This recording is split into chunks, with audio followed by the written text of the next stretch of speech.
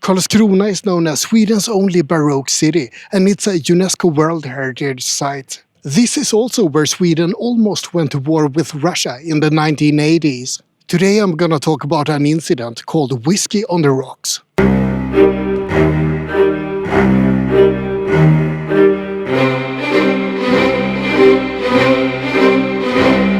Karlskrona is a town of 66,000 people in the county of Blekinge in Sweden. It used to belong to Denmark for hundreds of years, but after the peace at Roskilde in 1658, it was given to Sweden instead. Sweden quickly moved most of its navy from Stockholm to Karlskrona because of its strategic proximity to both Denmark and Germany, as well as the Baltics. And also because this more southern location is ice-free during winters.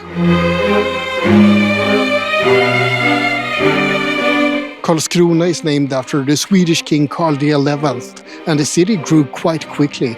At the end of the 1600s, this was the third biggest city in Sweden after Stockholm and Riga.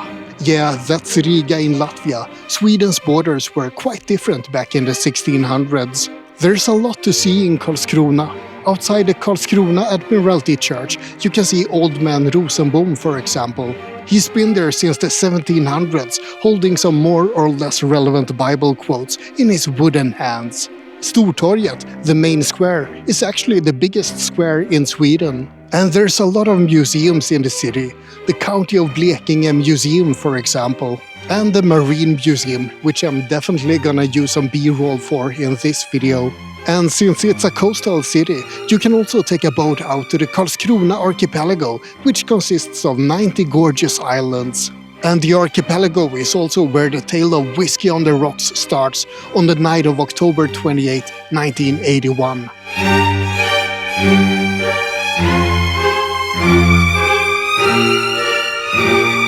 In 1981, the Cold War was still going strong. Ronald Reagan had just become president of the USA, and there was a massive strike in Poland against the dictatorial regime running the country.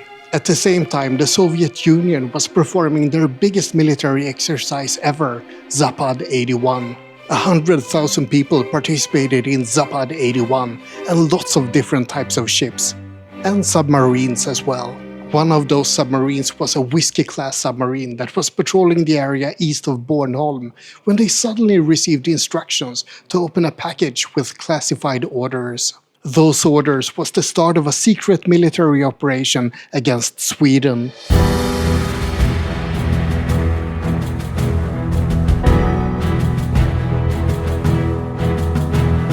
During that time, Sweden was performing tests with a new torpedo called Torpedo 42, and there was a lot of activity around Karlskrona. The Russian submarine called U-137 did some careful maneuvering in the archipelago to avoid being detected, and then went to the surface and started their diesel engines. This was so that they could disguise themselves as one of the many fishing boats that were roaming the area. Radar couldn't penetrate into the archipelago, so the Russians planned on simply entering the military waterway and then counting on the darkness to make any observers mistake them for fishing boats. What exactly the Russians were planning is still not known. Some believe that it was a navigational error. The Russians were simply lost and they weren't really involved in any illicit activity. Do you believe that one?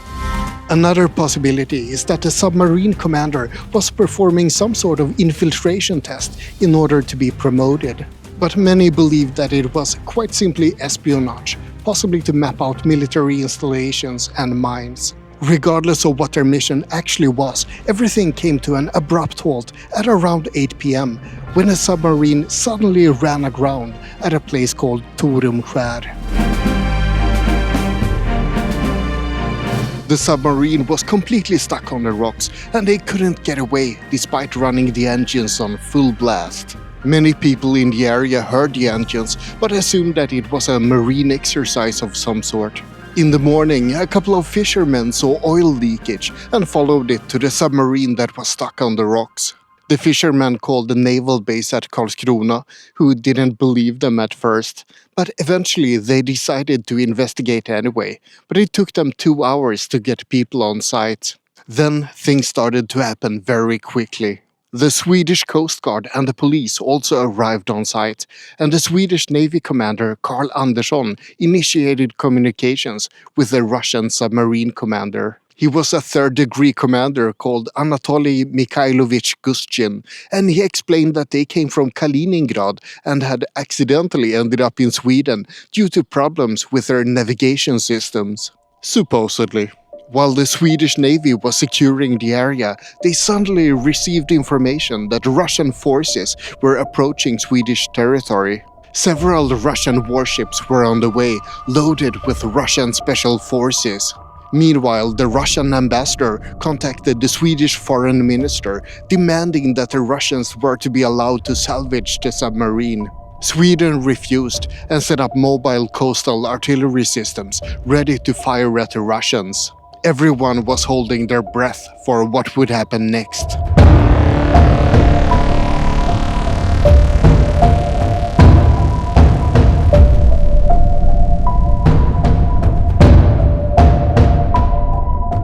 The Russians were slowly closing in on Swedish territory. Later reports say that they had orders to force their way into Swedish waters, board a Swedish ship, and then pull the submarine free before returning to international waters. When the Russians were only 400 meters from the border, Swedish Artillery Command switched to a radio frequency that was only to be used during wartime. When that happened, the Russian Admiral Kalinin, who was on board one of the Soviet destroyers, signaled home base that the Swedes are ready to open fire, and he received the response to stand down. The Soviet forces stopped just outside Swedish territorial waters, but the crisis wasn't over yet. Swedish helicopters detected another Russian submarine in the vicinity, as well as a towboat heading towards the Russian submarine crash site. This was not the time to appear weak, so the Swedish Air Force had Viggen fighter planes patrolling the area, and the Swedish submarine Neptune was chasing the towboat. The towboat eventually got away and rejoined the Russian forces, and the second Russian submarine also got away. So, to secure the area, Sweden blockaded the entry into the bay with an icebreaker called Thule. But that wasn't the end of the conflict. Far from it, because it turned out that U-137 was also carrying nuclear weapons.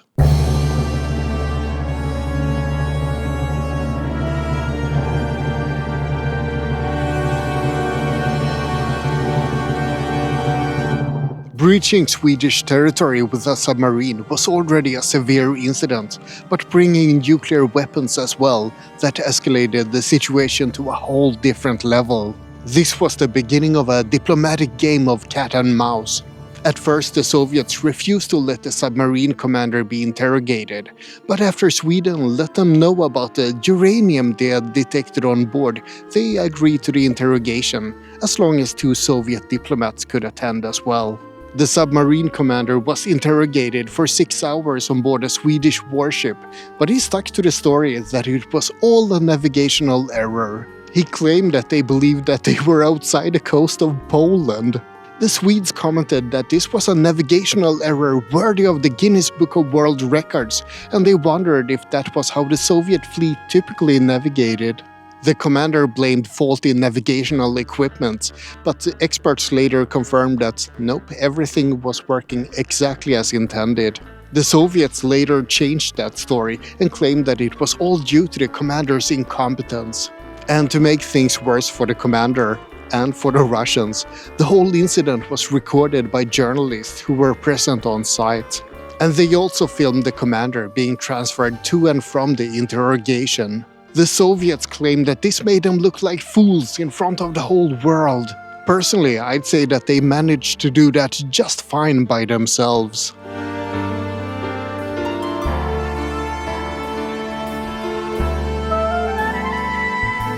After this, things slowly calmed down. The Swedish Navy pulled the submarine away from the rocks and surrounded it by warships. The Swedish government held a nationwide speech explaining that Russian nuclear weapons had been found aboard the submarine, but they were letting the submarine go. After being escorted 5 kilometers out into international waters, the submarine was formally released to the Soviets. The Soviet vice admiral that received the submarine responded with "farewell and see you later." And that might have turned out to be quite a prophetic statement. The whole whiskey on the rocks incident became a wake-up call for Sweden. The submarine detection system was improved, along with a lot of other military systems in general. And with recent events in the world, it unfortunately means that we're closer than ever to a confrontation with Russia again. We were fortunate to avoid a more serious incident with Russia back in 1981, and I hope that we can continue to avoid it in the future as well. And I hope that we won't see more foreign submarines in Swedish waters, even though that's just wishful thinking. We know that there are frequent breaches of our borders. The best we can do is to get better at detecting them.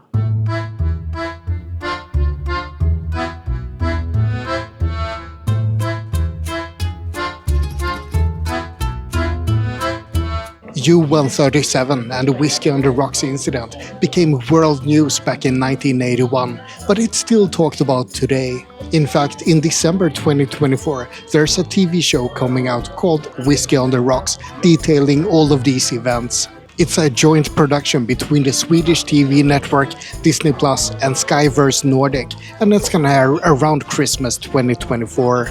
Another fun piece of trivia is that when the submarine was salvaged, they took help from the local municipality. Afterwards, the municipality asked the state for salvage payment, basically a reward for salvaging the submarine, as defined in maritime law. The Swedish state refused, claiming that it wasn't a salvage operation, it had been an investigation and escort operation. The case went all the way to the Swedish Supreme Court, and the court decided that maritime law stands and the state must pay the municipality.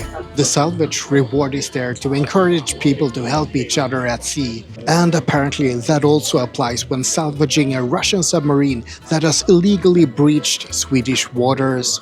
And that's about it for this little video about the Whiskey on the Rocks incident, where Sweden almost went to war with Russia in the 1980s. I hope you found it interesting. Like and subscribe, but most importantly, have a great day. You might also wanna check out this video up here in the corner. It's also a good one, I promise.